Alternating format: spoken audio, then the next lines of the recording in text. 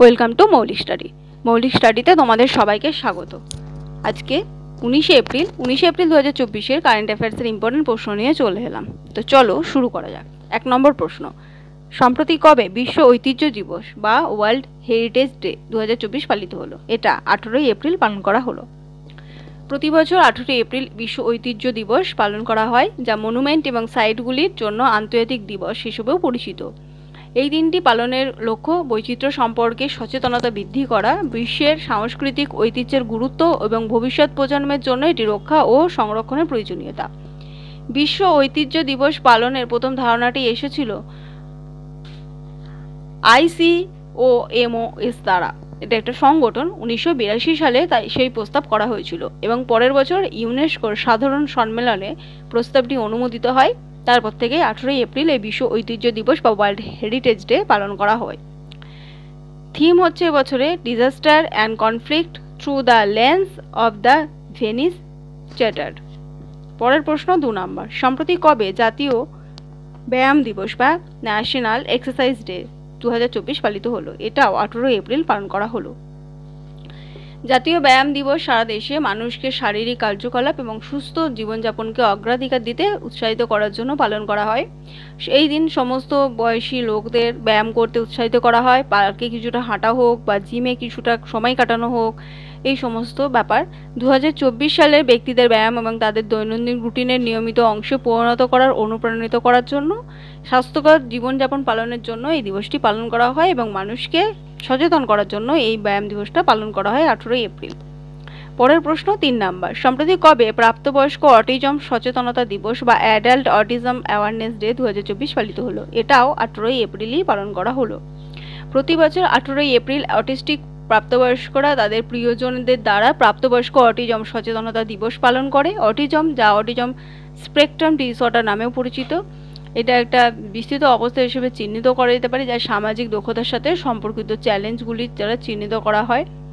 এই পরিসংখ্যানে দেখা গেছে মার্কিন যুক্তরাষ্ট্রে অটিজম বর্তমানে 54 জনের মধ্যে একজন আছে এবং মানুষেরা যাতে অটিজমের রোগে পড়লেও সেই সম্পর্কে সচেতনতা করার জন্য এবং তাদেরকে সাধারণ মানুষদের সাথে এক শ্রেণীতে রাখার জন্য এই দিবসটা পালন করা হয়। পরের প্রশ্ন 4 নাম্বার, আশা করি এটা সবাই শুনেছো। যাই হোক, কোন অভিনেতা লতা দীননাথ মঙ্গেশকর পুরস্কার 2024-এ সম্মানিত হবেন?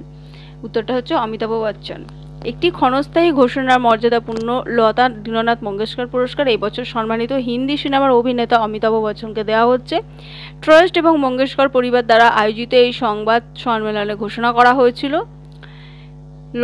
এই পুরস্কার, এই লতা দীননাথ মঙ্গেশকর পুরস্কার বচ্চনকে 24 এপ্রিল 2024 তারিখে দেওয়া হবে, যা দীননাথ মঙ্গেশকর নাট্যগৃহে দেওয়া হবে এবং 2022 সাল থেকে এই পুরস্কার দেওয়া হচ্ছে। প্রথম 22 সালে পেয়েছিলেন ভারতের প্রধানমন্ত্রী নরেন্দ্র মোদী, 23 সালে পেয়েছিলেন আশা ভোসলে এবং 24 সালে এটা পাচ্ছেন অমিতাভ বচ্চন। পরের প্রশ্ন 5 নাম্বার, সম্প্রতি কোন IAS officer ministry of statistic and programme implementation MOSPI সচিবের অতিরিক্ত দায়িত্ব গ্রহণ করছেন? এটা উত্তরটা হচ্ছে সৌরভ গর্গ। কেন্দ্রীয় সরকার IAS অফিসার সৌরভ গর্গকে পরিসংখ্যান ও কর্মসূচি বাস্তবায়ন মন্ত্রকের সচিবের অতিরিক্ত দায়িত্ব অর্পণ করছে। এই সিদ্ধান্তটি department of personal and training দ্বারা জারি করা হয়েছে এবং সেই আদেশের জন্য এর দায়িত্বটা দেওয়া হচ্ছে তাকে। সৌরভ গর্গ তিনি উড়িষ্যা ক্যাডারের 1991 ব্যাচের ভারতীয় প্রশাসনিক পরিষেবা অফিসার। নিয়মিত দায়িত্বপ্রাপ্ত নিয়োগ না হওয়া পর্যন্ত, পরবর্তী জারি না হওয়া পর্যন্ত তিনি এই দায়িত্বে এখনো পর্যন্ত আছেন। The ministry of statistic and programme implementation, এটা হচ্ছে পরিসংখ্যান ও কর্মসূচি নির্দেশক মন্ত্রক। এটা হলো ভারত সরকারের একটা মন্ত্রক যা প্রকাশের পরিসংখ্যানের কভারেজ এবং কোড নাম্বারের সঙ্গে চলে। স্থানীয় সমীক্ষা বৈজ্ঞানিক নমুনা পদ্ধতির ওপর ভিত্তি করে এটি হয়। 1999 সালে প্রতিষ্ঠা হয়েছিল। বর্তমানে হচ্ছে নির্বাহী যে মন্ত্রী আছেন রাও ইন্দ্রজিৎ সিং। পরের প্রশ্ন 6 নাম্বার, সম্প্রতি কোন দেশ মেন 5CV ভ্যাকসিন প্রবর্তন করা উদ্বোধনী দেশ হয়ে উঠেছে? উত্তরটা হচ্ছে নাইজেরিয়া।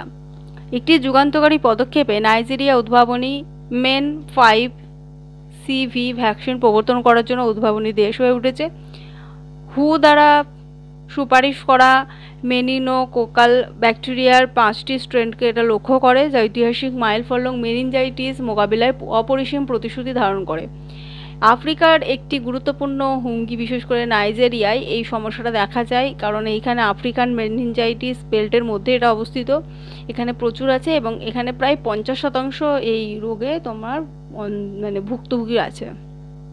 গ্যাভির অর্থায়নে ভ্যাকসিন রোল আউটটি 2030 সালের মধ্যে মেনিনজাইটিস নির্মূল করার জন্য হুয়ের লক্ষ্য অর্জনের একটি গুরুত্বপূর্ণ পদক্ষেপ গ্রহণ করেছে। নাইজেরিয়া পশ্চিম আফ্রিকার আটলাক পানীয় উপকূলে একজন সার্বভৌম একটি রাষ্ট্র। এটি একটি এর পূর্ণ সরকারি নাম নাইজেরিয়া যুক্তরাষ্ট্রীয় প্রজাতন্ত্র, রাজধানী আবুজা, প্রেসিডেন্ট বোলা আহমেদ টিনুবু, মুদ্রা নাইজেরিয়ান নাইরা, অফিসিয়ালি ভাষা হচ্ছে ইংরেজি। পরের প্রশ্ন 7 নাম্বার, সম্প্রতি কোন রাজ্য কেন্দ্রীয় সরকার কর্তৃক সূচিত গ্রিন ক্রেডিট প্রোগ্রাম জিসিপির কার্যকরী বাস্তবায়নের অগ্রগামী হিসেবে আবির্ভূত হয়েছে? উত্তরটা হচ্ছে মধ্যপ্রদেশ। পরিবেশ সংরক্ষণের ক্ষেত্রে মধ্যপ্রদেশ কেন্দ্রীয় সরকার কর্তৃক সূচিত গ্রিন ক্রেডিট প্রোগ্রামের কার্যকারী বাস্তবায়নের অগ্রগামী হিসেবে আবির্ভূত হয়েছে। গত 2 মাস জিডিপি 500 ভূমি পার্সেল জুড়ে গ্রিন লিড বৃক্ষরোপণের উদ্যোগ নিয়েছে, যা 10টি রাজ্য জুড়ে 4980টি হেক্টর এলাকা জুড়ে রয়েছে। মধ্যপ্রদেশ অবক্ষয়িত বনভূমির পুনর্বাসনের অনুমোদনের ক্ষেত্রে নেতৃত্ব দেয়।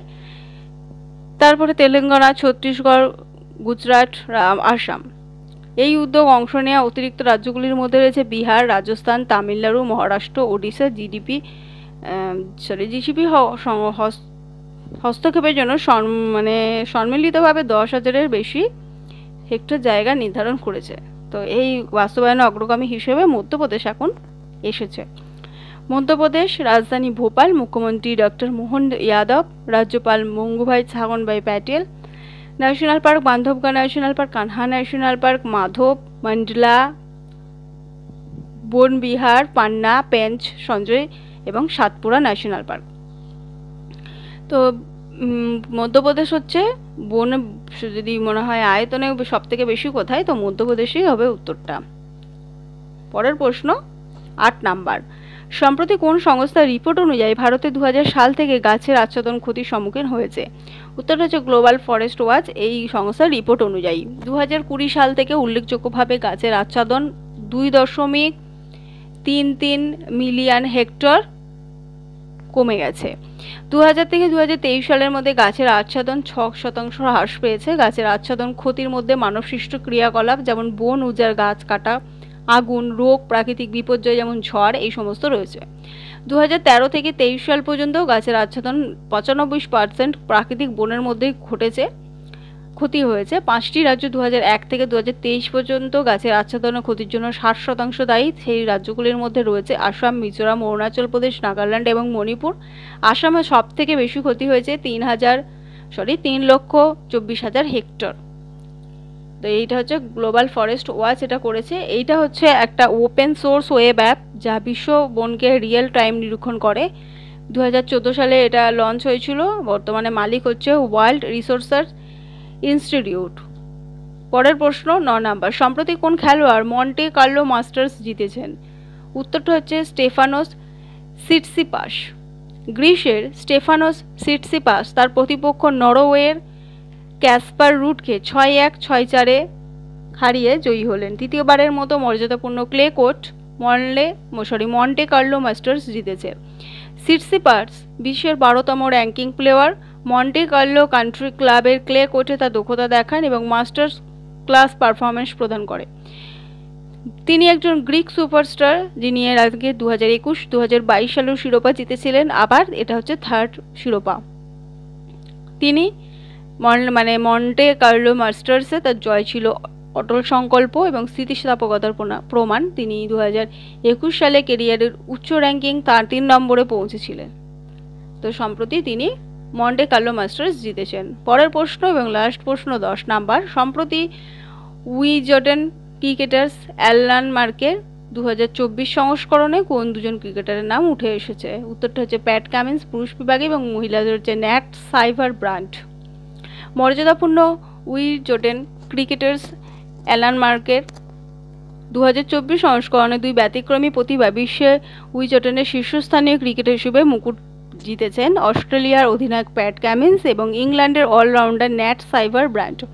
অস্ট্রেলিয়ার অধিনায়ক প্যাট কামিন্স বিশ্বের অন্যতম ফাস্ট বোলার হিসেবে তার জায়গা পাকা করেছে। গত বছর তার দলকে অসাধারণ সাফল্যের দিকে নিয়ে গেছেন এবং মাইকেল ক্লার্কের পর তিনি প্রথম অসি অস্ট্রেলিয়ান তিনি সর্বোচ্চ সম্মান অর্জন করেছেন।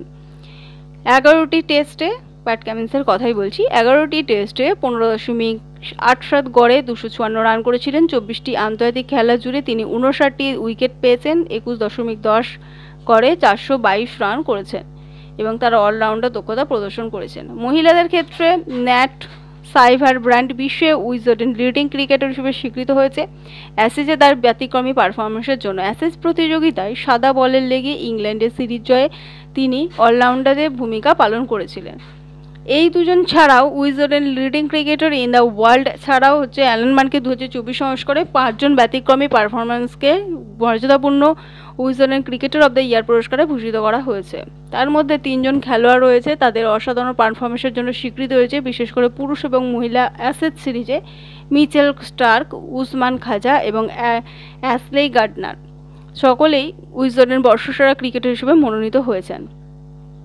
এছাড়া আরও 2 জন ইংলিশ তারকা রয়েছে, হ্যারি ব্রুক এবং মার্ক উড, যারাও আন্তর্জাতিক মঞ্চে তাদের ব্যতিক্রমী প্রতিভা প্রদর্শন করেছেন। এই ছিল আজকে সমস্ত ডিটেলস। ভিডিওটা ভালো লাগলে লাইক করো, বন্ধুদের সাথে শেয়ার করো, চ্যানেলে নতুন হলে অবশ্যই চ্যানেলটি সাবস্ক্রাইব করো। আজকে এতটুকুই।